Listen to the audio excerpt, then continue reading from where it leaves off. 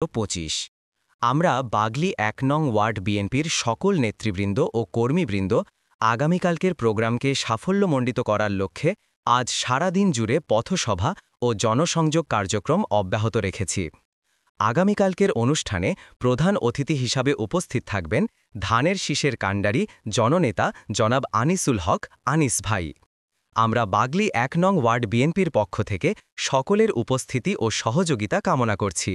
চলুন ঐক্যবদ্ধভাবে ধানের শীষের বিজয় নিশ্চিত করি। গ্রাম